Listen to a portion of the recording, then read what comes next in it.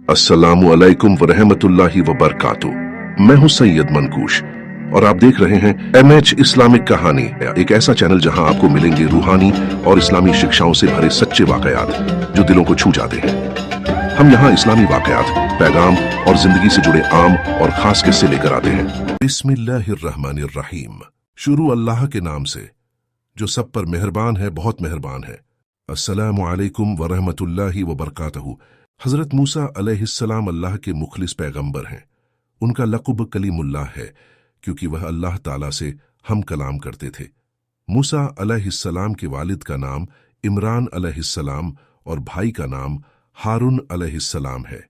आप में ताकत और कुव्वत बहुत ज्यादा थी।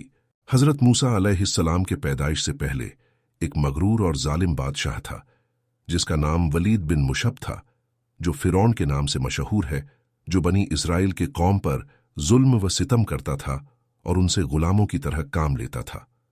फिरौन को मानने वाले खिब्ती कहलाते थे और वो ऐश व आराम की जिंदगी गुजारा करते थे। सिर्फ फिरौन का ख्वाब। एक रोज फिरौन ने ख्वाब देखा कि बैतुल मुकद्दस से मिस्र के जानिब एक आग बढ़ता चला आ रहा है।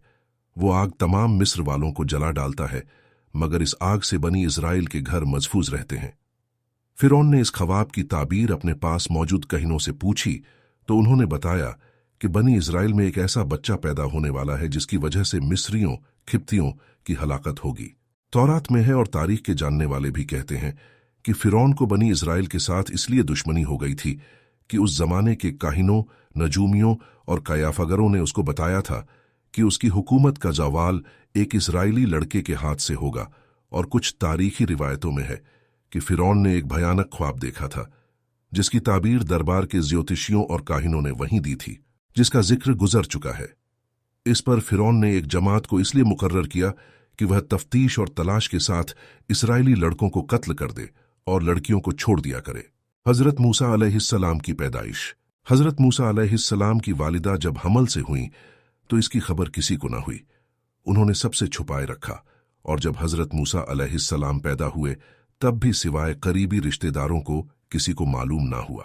हजरत मूसा अलैहिस्सलाम का नसब, वंश कुछ वास्तों से हजरत याकूब अलैहिस्सलाम तक पहुंचता है। उनके वालिद का नाम इमरान और वालिदा का नाम युकाबुद था।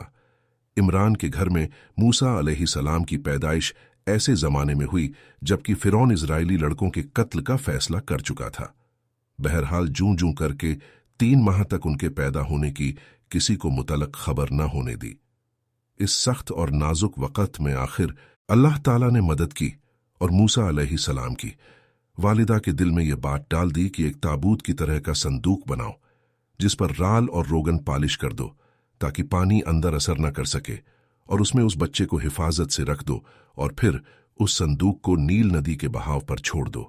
हजरत मूसा अलैहिस्सलाम की मां ने ऐसा ही किया और साथ ही अपनी बड़ी लड़की मूसा की बहन को लगाया कि वह इस संदूक के बहाव के साथ किनारे किनारे चलकर संदूक को निगाह में रखे और देखे कि अल्लाह ताला उसकी हिफाजत का वायदा किस तरह पूरा करता है, क्योंकि मूसा अलैहिस्सलाम की वालिदा को अल्लाह ताला ने यह बशारत पहले ही सुना दी थी कि हम इस बच्चे को तेरी ही तरफ लाकर देंगे और यह हमारा पैगंबर और रसूल होगा। हजरत मूसा अलैहिस्सलाम का बचपन। हजरत मूसा अलैहिस्सलाम जिस संदूक में थे वह संदूक बहते बहते फिरौन के महल के पास पहुंचा। महल के दरबारियों ने संदूक को निकाल लिया। फिरौन की बीवी आसिया रज़ियल्लाहु अन्हा, जो नेक खातून थीं, हजरत मूसा अलैहिस्सलाम को देखा और फिरौन से कहा, ये तेरी और मेरी आंखों की ठंडक है और प्यारे से अपना बेटा बना ले। जब हजरत मूसा अलैहिस्सलाम को भूख लगी और दूध के लिए रोने लगे तो दूध पिलाने वालियां लाई गईं, लेकिन मूसा अलैहिस्सलाम ने किसी का दूध नहीं पिया। करीब में ही मूसा अलैहिस्सलाम की बहन, जो आपकी निगरानी करते हुए पीछे आई थीं, कहने लगी, मैं एक घर जानती हूं जो इस बच्चे को दूध पिला सकती है। 2 आदमियों की लड़ाई। मूसा अलैहिस्सलाम ने फिरौन के महल में पाई और जवान हुए। अल्लाह ताला ने मूसा अलैहिस्सलाम को ताकत व कुव्वत बहुत अता की थी। एक दिन मूसा अलैहिस्सलाम ने 2 लोगों को आपस में लड़ते हुए देखा। उसमें से एक बनी इस्राएल से था और दूसरा खिब्ती था। बनी इस्राएल के शख्स ने आपसे मदद मांगी, आपने मदद का इरादा किया और खिब्ती को एक मुक्का मारा जिससे उसकी मौत हो गई। हजरत मूसा अलैहिस्सलाम का मकसद कत्ल का नहीं था और आपने अल्लाह ताला से तौबा किया। तफसीर सूरह कसस आयत 15 और 16। अगले दिन जब मूसा अलैहिस्सलाम शहर की तरफ निकले तो देखा कि वही बनी इस्राएल फिर किसी से झगड़ीडी हच रहा है और आपको देखकर फिर से आपसे मदद तलब की। आपने फरमाया, तू तो झगड़ालू आदमी है, और उसके मुकाबले वाले खिब्ती की तरफ हो गए। बनी इस्राएल ने कहा कि कल जैसे एक आदमी को मारा था, क्या आज मुझे भी मार डालोगे? उसकी इस बात से आप समझ गए कि कल वाली बात पूरे शहर में फैल गई है।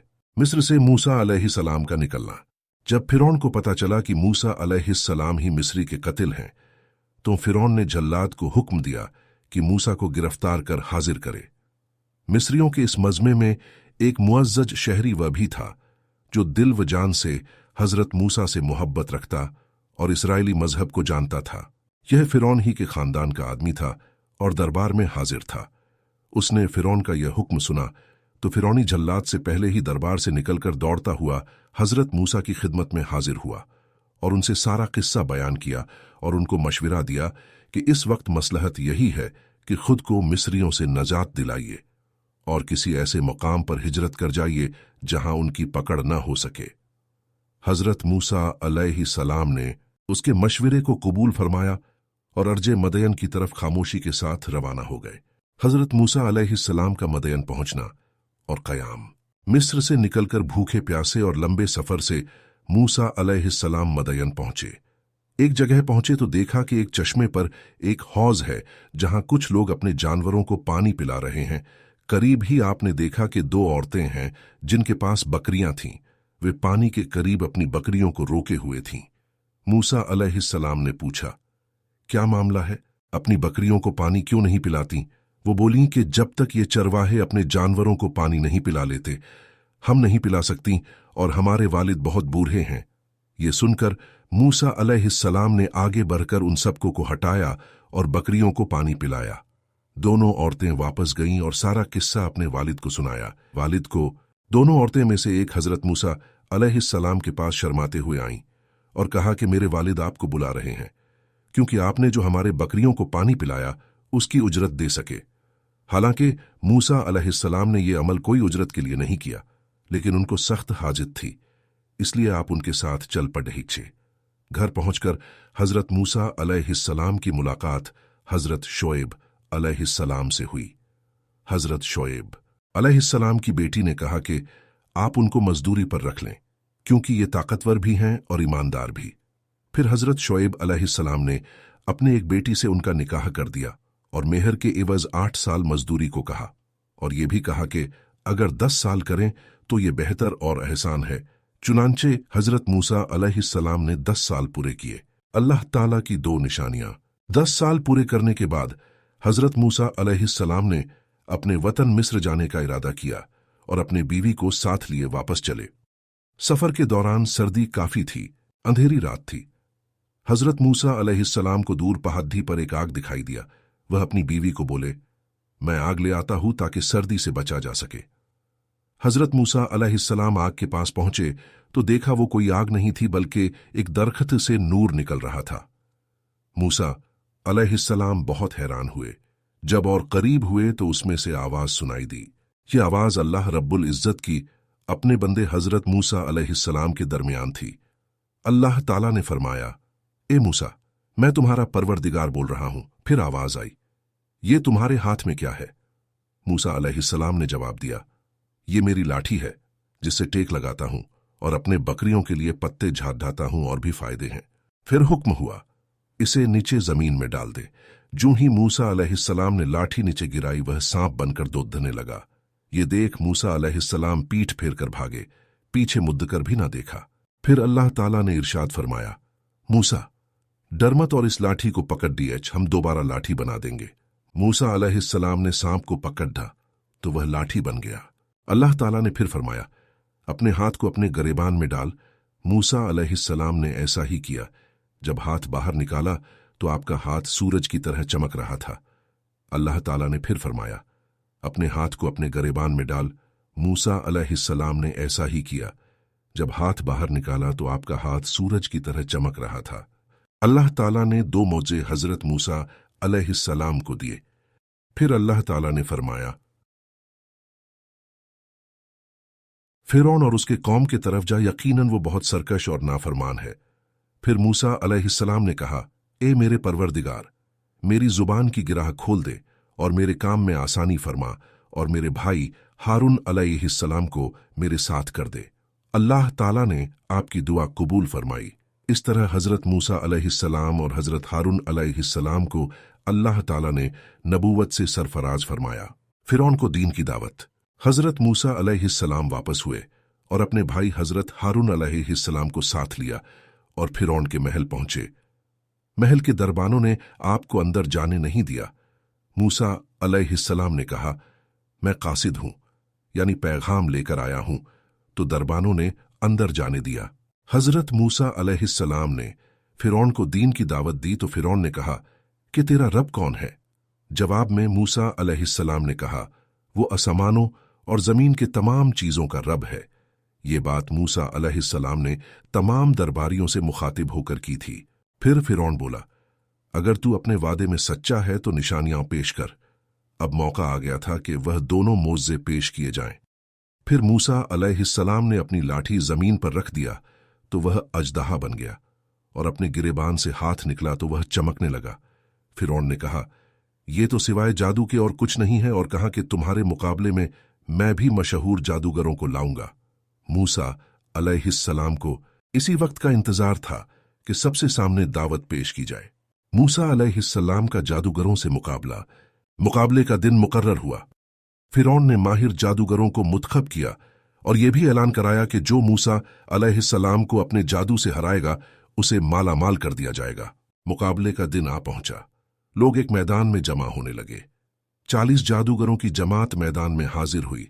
जादूगरों ने मूसा अलैहिस्सलाम से कहा कि पहले तुम डालो, फिर अल्लाह ताला ने मूसा अलैहिस्सलाम को वही की कि पहले वो डाले।